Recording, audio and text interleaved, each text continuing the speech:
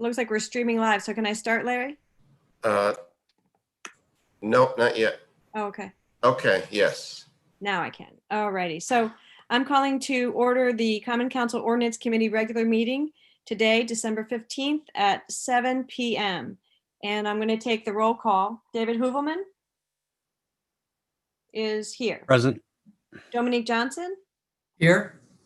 Tom Keegan is not here. Manny He's- Langella? Here, but Tom's actually giving me a call, so I'm gonna see if he needs anything. So Okay, yeah, let me know. Tom Livingston, Here. Kadeem Roberts, Present. and Lisa Shanahan, the chair. I'm here. Hold on one second. We're going to find out if we have problems with getting Tom on.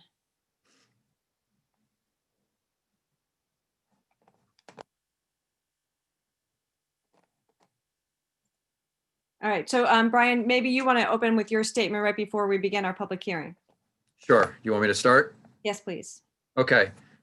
So this is obviously, number one, this is the last meeting of the year for 2020 for the Ordinance Committee. And just so everyone is aware, we're going to continue having our meetings on the third Tuesday of every month at 7 p.m. So that's the first thing. The second thing is there was a good suggestion that I implemented where, number one, in light of the pandemic, and number two, just I think to make ease for the residents and of Norwalk to access the legal notices of public hearings. We obviously have to put it in the paper pursuant to charter, but there are some people who don't get the paper, and I think it's convenient and easy for us to put the legal notices of public hearings also on the Ordinance Committee website along next to the agenda in the minutes, so that anybody who wants to access and see whether there's a public hearing coming up can do so without having to try and scroll through agendas. So if one was to Google Norwalk Ordinance Committee and you come to the page where it has a list of everyone who's on the committee, and below it lists the agenda, and you can view all the agendas and minutes. You can view all the minutes. We've added a new section. Thank you to Larry for his help. Legal notice of public hearings. And you can either visit the most recent legal notice, or you can view all of them, similar to the way the agendas and minutes works. And that's just another way to allow the Norwalk residents to be able to see what's going on with the Ordinance Committee. Thank you. That's great. Thank you so much for undertaking that. We really appreciate it. So tonight we're going to have a public hearing. We're going to discuss and vote on the Code of Ethics, Section 32.4, which is conflict of interest, interference with duties, prohibited interests, and exceptions. Larry, is there anybody listed who would like to speak to that this evening? Yes, we have two attendees. If you'd like to speak, please raise your hand electronically now, and I will unmute you. We have Donna, you'll be the first one. Please unmute yourself. Okay. All right. Please give your name and address for the record. Yes, this is Donna Smirniotopoulos, 18 Shorefront Park, for the record. I don't have direct comments on the language of the change to the conflict of interest portion of this section of the city code, because it's rather detailed and difficult for me to figure out whether my concerns about conflicts of interest in the city are going to be addressed by the changes in the code. So I'm just going to give you some examples of things, and maybe you can discuss amongst yourselves whether or not these particular changes will be able to address some of these concerns. In 2018, I filed a complaint. The Board of Ethics determined after 5 months that there was no probable cause. I believe in the instance of that specific complaint, and I'm no longer bound by confidentiality, the chair of the Democratic Town Committee at that time was Ed Camacho. He was also the chair of the Board of Estimate and Taxation, and he was newly made a partner at Ventura Law.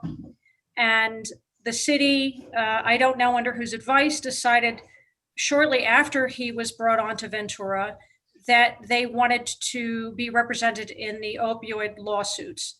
So there was a committee of 3 people, and Rich Bonifant was one of those 3, even though he had recently been voted off the council. There were 2 others. I believe Mario was one. and I think John Igneri was the third one. So they interviewed 3 different firms, and the only conflicted firm was Ventura. And yet that was the firm that Mario recommended to the council. Mr. Bonifant claims that he was excluded from the vote, so that committee of 3 people really was, Mario made that decision to go with Ventura, and that when the council moved into executive session, it was not disclosed to anybody that Mr. Camacho was involved with Ventura. In other words, the conflict wasn't even disclosed. And then I made a FOIA request after the complaint was dismissed under no probable cause to find out if Mr. Camacho had ever disclosed, had written a disclosure that he was employed by that firm, and that document didn't exist. So my concerns regarding that case is, first of all, I think the conflict is clear and apparent to anybody who looks at it. There's a potential for material gain. There seemed to have been influence by Corporation Counsel on the decision. There were attempts to suppress information regarding Mr. Camacho's relationship with Ventura. So there are all kinds of problems. And then the biggest one was the fact that there's this time lag and this gag order on the complainant. I don't think that your current language addresses that. And then my other concern that I don't think that the current language addresses political contributions. So if we go back to 2019, the first time that John McClutchy Group JHM or JHM Group was under consideration to be the preferred redeveloper for Wall Street Place Phase 1, I requested of the treasurer of the Democratic State Central Committee, who was also the vice chair of the party at the time, Eloisa Melendez, and Mr. Camacho, to whom she reported as treasurer, if Mr. McClutchy had made any gifts to the DSCC, and they refused to answer. I was able to find out on my own that a gift of $10,000 had been made in May of that year. I don't know if you all are aware, but there were some problems with McClutchy and another developer who was actually, he's now a convicted felon in the Stanford train station case. So there's no provision in there for political contributions. I don't see it anywhere in the language. I think it should be in there. There is, whether or not pay to play is actually going on, there's certainly the appearance of pay to play. And I think that it would be a wonderful idea to add language to strengthen this so that at least the political contributions are disclosed well in advance of any hearings, because sometimes it's a surprise to the people on the council. They don't even know this information before they vote. So those are my concerns. Again, I'm not going to tell you not to vote for this or to vote for it, but to keep in mind these comments, and if you can adjust the language to account for those concerns, I would appreciate it. And I think a lot of people would appreciate it. So thank you for your service, and thank you for letting me speak this evening. Great, thank you very much. Anybody else, Larry? All right, thank you. We have 2 other phone callers. If you'd like to speak, hit star 9. Hold on one second, Larry. Yep. Manny, I guess Tom Keegan can only access this by using Manny's telephone, by listening to it by speaker. He's broken his phone. Is that okay? Is there any reason not to allow that? And Larry, he actually said I gave him the dial-in number. Is he in on as a panel? What's his phone number? It's 203-673. I'm sorry, 203-673-6265. Okay, I'll make him, I think I can move him over to panelist. Okay, perfect. I think we figured it out. I'm sorry to interrupt the public comment. I'm so sorry. No, thank you. It's better. We needed to get Tom on board. So once No. Tom, are you part of the call so we can put you into the minutes as joining the group? Tom, if you hit star 6, that will unmute you, I believe.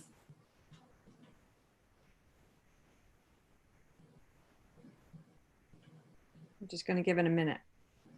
I see him there.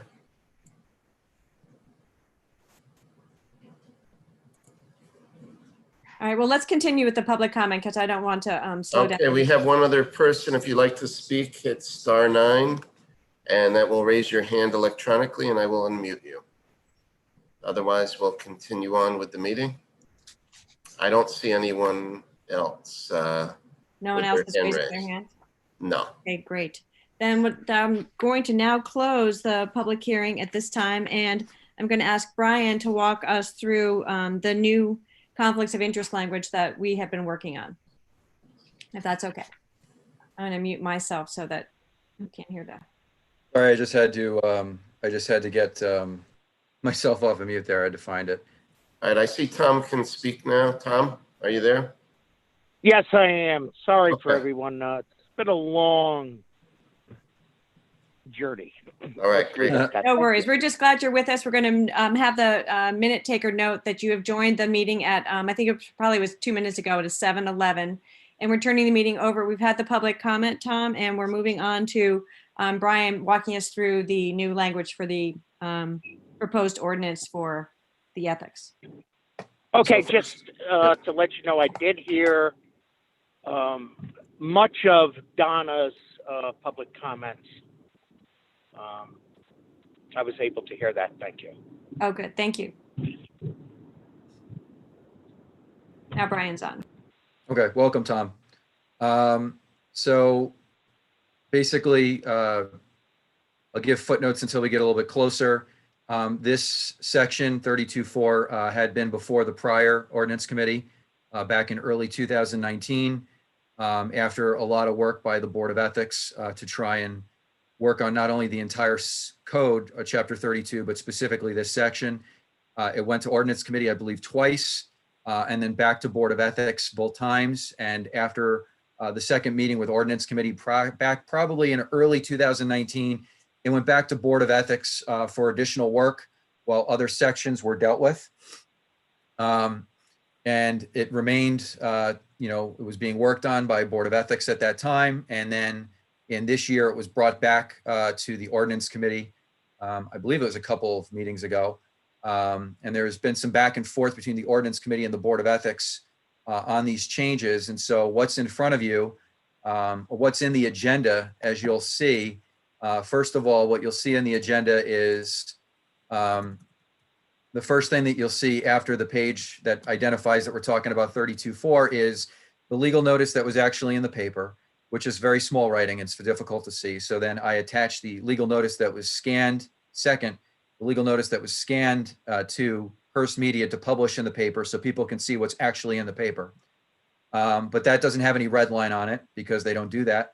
And so the third document that you'll see in the agenda is the red line version of the changes that have been made by ordinance committee and that were looked at by the Board of Ethics by each of the members because they were provided with a copy.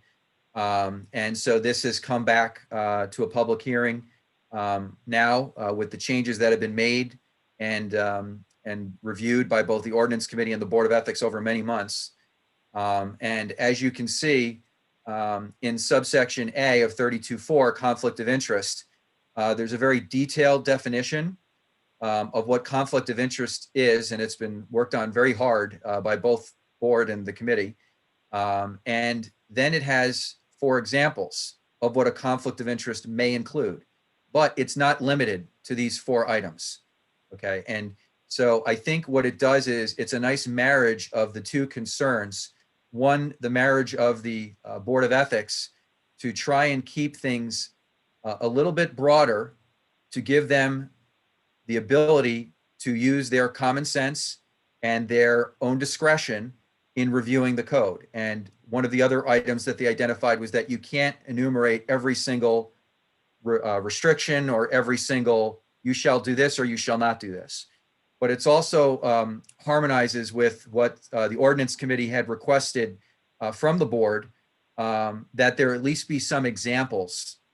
And I think that this is a good example, some good examples of, and not, it doesn't include everything, but there are some good examples of what a direct financial conflict of interest is, what an indirect financial conflict of interest is, what a direct personal conflict of interest is, and what an indirect personal conflict of interest is. And before I get going on the other things, what I would also say is that there has to be some gray area in the interpretation for the Board of Ethics.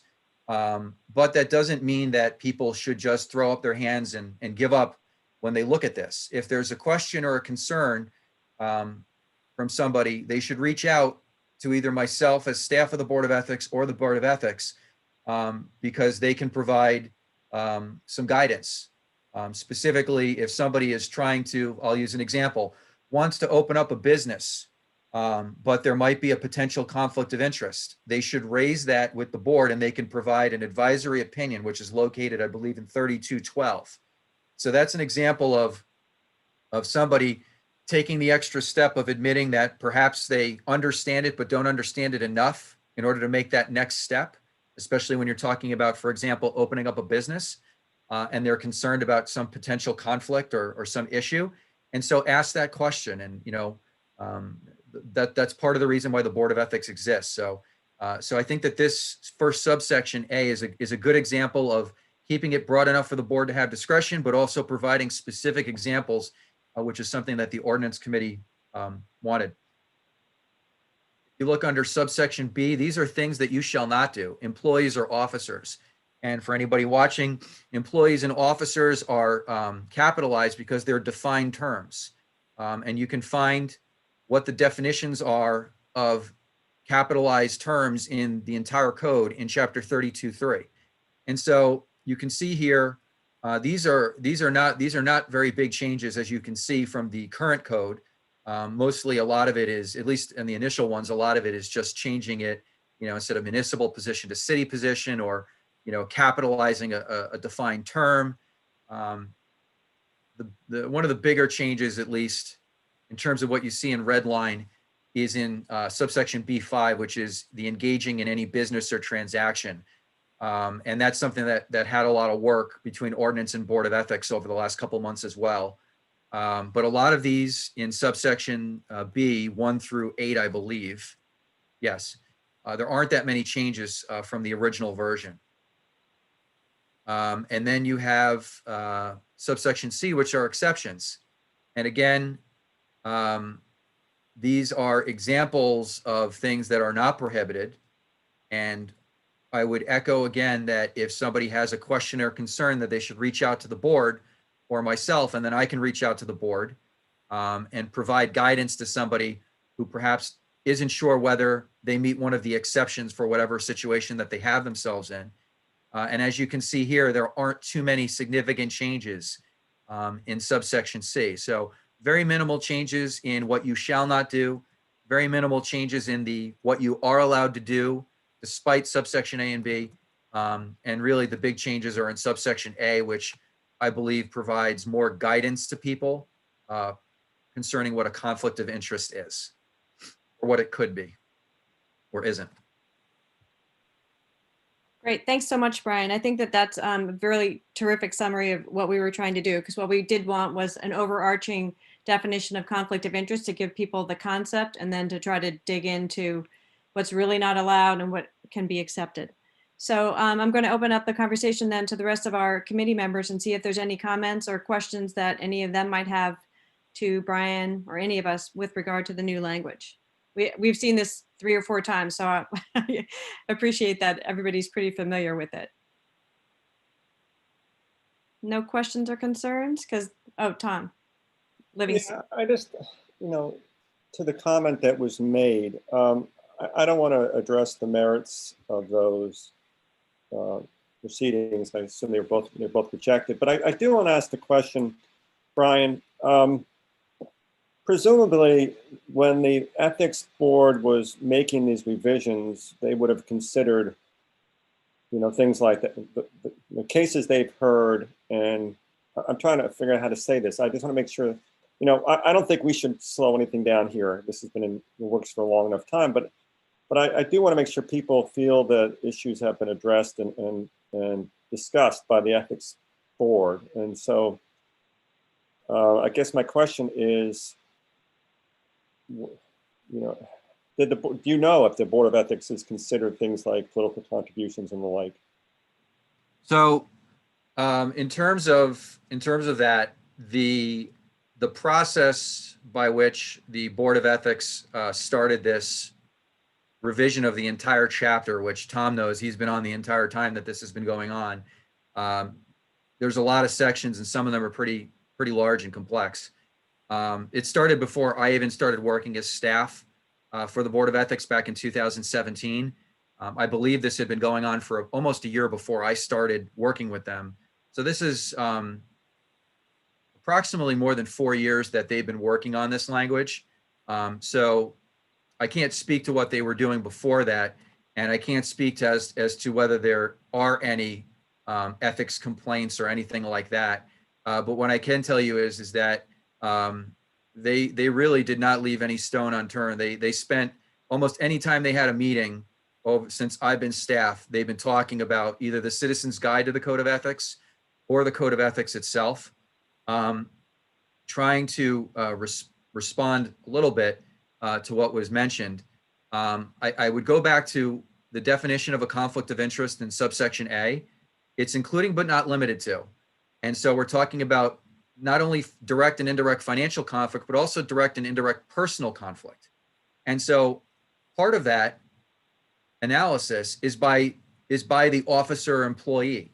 That person has to understand that there is a code of ethics, understand what it means by reviewing it, understand what they're supposed to do or should not, what they should be doing or what they should not be doing. And I think it's also helpful that we've gone through this exercise of amending the entire code and trying to make it a little bit clearer, because we're also simultaneously doing that so that the Citizens Guide to the Code of Ethics mirrors this so that it's identical. And we've tried to make that simpler for regular citizenry to be able to interpret the code and understand what it is and what the process is. Because as we know, not only can an officer or employee of the city file an ethics complaint, but a member of the community could file an ethics complaint, provided they follow the guidelines and it's timely, because there's all of these criteria that are within the code. So part of it is an analysis by the officer employee as to what their action is and whether it harmonizes with what the code is expecting of them. And another part is by people that are seeing what officers or employees are doing and conducting their own analysis and determining whether somebody has violated the code. And if that is the case, then they have the right to file an ethics complaint, which would then be considered by the board, possibly an investigating panel and possibly a hearing board. I think that the definition, again, is broad enough to include many situations because these are not limited terms. It's only giving you some examples. But I think that financial and personal conflicts are the ones most likely that an officer or employee is to be engaged in. And I mean, I'm not an election law expert, but my understanding is that there are limits to what you can give. But I also feel that if a situation were to arise, that this definition, I think would incorporate some of the issues that have been raised. Great, thank you. Any other questions or comments? I would entertain a motion to move this to a vote then. Thank you, Mr. Livingston, and seconded by Mr. Hoopelman. So the vote is to accept these changes and to vote it on to the Common Council agenda. I will call the roll. David, so yes would be to move it. So David Hoopelman, Aye. Dominique Johnson, Yes. Tom Keegan, Yes. Manny Langella, Yes. Tom Livingston, Yes, Kadeem Roberts, Yes. and I also vote to move it to the Common Council. So that is unanimous vote, and that will be moved on to the next Common Council meeting, which will be in January. So the next matter before us is public comment, which would be once again on the same ethics rule. And if there's no further hand raising, we'll just move forward. Anybody else join the call, Larry, that might have joined the call after we got started who might want to speak to this? Yes, if anyone would like to speak, please raise your hand electronically now. Yes, we have John Flynn. John, I am going to allow you to speak. Please unmute yourself. So just to be very clear, though, we are only speaking about today the Ethics Code Section 32.4, even though it's public comment. It's the only thing on the agenda, just to make sure that everybody's clear about that. So Mr. Flynn, if you would start, please. Can you see me? Can you hear me? We can't see you, but we can hear you. I filed 13 ethics complaints 2 years ago. 13 unanswered, substantial, and one's against Brian. So I'm wondering why he's even discussing this stuff. Mr. Flynn, we need to talk about the code of ethics, section 32.4 that's in front of us. Do you have comments about this section? I haven't been able to get it. I tried. So It's on the, I'm only out 47 million. the section is on the city website, sir. Yeah, I called, emailed, I spoke to 6 people. I couldn't get it, so I didn't get it. But honestly, I filed the first complaint. I'm not really at liberty to discuss the complaints, but No, Mr. since Flynn, they've I been do thrown in believe the you're not garbage, why supposed- don't I? I mean, I filed a lawsuit about it, which none of the fee waivers were approved by the judge. And you look at the complaints. Mr. I mean, Flynn, I'll tell you right I'm now. really at a loss to help you at this time. We really need to be speaking about this. I hate to curtail public comment, but it has to be with regard to the conflict of Code of Ethics, section 32.4, which is the conflict of interest section we're speaking about. So we really need to direct our conversation to that. I'm sorry to say that's just how the rules roll. Can you help us with that? Can you give us some comments that you might have about that section? Sir? Mr. Flynn, you can unmute again if you'd like to speak about that section. Sure. My first complaint was against Camacho, and he's got multiple conflicts of interest. He handled all 5 parties of the Neon transaction, and the records went missing. So yeah, there's money missing. You know, you Mr. can't. Flynn, I'm sit there sorry and- to say that we can't speak about specific cases, Well, conflicts of interest. Now I can, since I filed a lawsuit about it. A, B, I But did my part. But I'm sorry, sir. What we're speaking about today is the Code of Ethics, section 32.4. It's a Yeah. conflict of interest statute. Conflict So of if your interest. comments That's what I'm about- talking about. Okay, if you could direct your comments to the language that to your concerns about what the conflict of interest section is, that would be helpful. Sure. Here's one. I filed a complaint against Camacho, who was Brian Candela's boss, and he handled it. I filed a complaint against 4 of his people that he works with, and he shelved it. And by the way, I'm talking about money laundering. Okay. I sued the city for 300,000 felonies, 1,200 stolen checks, and Brian Candela was the attorney. So we gave him 500 exhibits through the court, and they disappeared. So when we went to trial, the detectives got on the stand and lied for 7 days.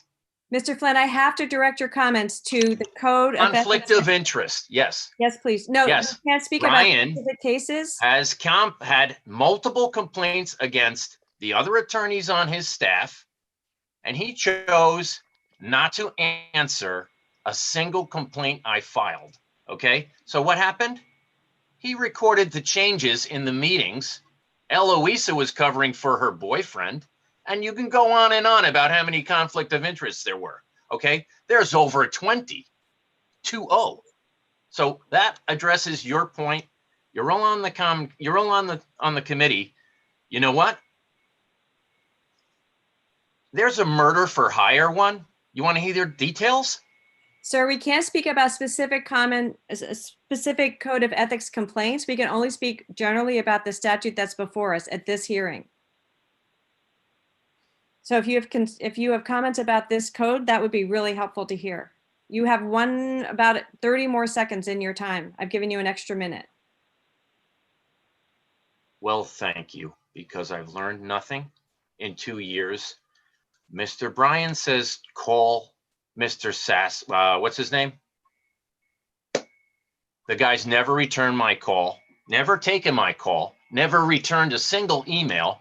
I called the guy over 30 times. Stanton Lisser is the attorney handling the whole damn thing. You know what?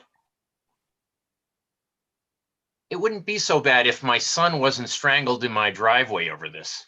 Okay? Yeah, you heard me. I want an answer because everyone's involved. I All right, thank respect you for all your you guys. comments, Mr. Flynn. I So swear to 3 God, I minutes, have I'm no sorry to beef with say, anyone is up. here. I don't even. I'm so sorry to interrupt you, but the 3 minutes time frame is up. So the next thing to do is to approve the minutes on the agenda. And I have one comment on the minutes, Brian, which is in the attendance list, Mr. Keegan is listed twice and Mr. Livingston is not listed. So that would be one change I would make. Let's see. Yeah, it's on page 1. I see that Tom is listed twice and there is no Tom Livingston, so I'll make that change. Thank you. Great. Thank you very much, because he was in attendance. And then on page, I believe it's page 8, under the second paragraph where Dominique is quoted, Ms. Johnson said that she heard from residents who attended not protests, but protests. Hold on one second, let me find it. That's on page 8. It's the third full paragraph, first sentence. Attended it says protests. It's attended protests. Okay, I see it. Yes, thank you. Does anybody else have other comments that they wanted to fix or notes they wanted to fix in last meeting? Nope. So if everybody agrees, I will take a roll call vote on the minutes because we don't have Mr. Keegan, so we can't see him raise his hand. So David Hooverman to accept the Aye. minutes. Dominique Johnson, Aye. Tom Keegan, Yes. thank you. Manny Langella? I didn't hear you, but I think you said yes with it. Thank you. Sorry, I think I muted myself when I I said think- yes. I'm sorry. You went backwards. Yes, thank you. Tom Livingston, Yes. Kadeem Roberts, Yes. and I also vote to approve the minutes. So the minutes are approved unanimously. One thing I did want to update everybody, the gun ordinance that we spoke of last meeting has been tabled indefinitely as it's been referred to 2 other common council committees for further research. Does anybody have any other old business or new business before we vote to adjourn? Hearing none, do I have a motion to adjourn? Motion. Mr. Hooverman. All in favor, please raise their hand. And My Mr. hand is raised. I was going to say, Mr. Keegan, I assume that your hand is raised. Great. Thank you, Absolutely. everybody. Have a great holiday season. It's Be lovely to safe, see everybody, everyone. and thank you for attending this Merry evening. Christmas.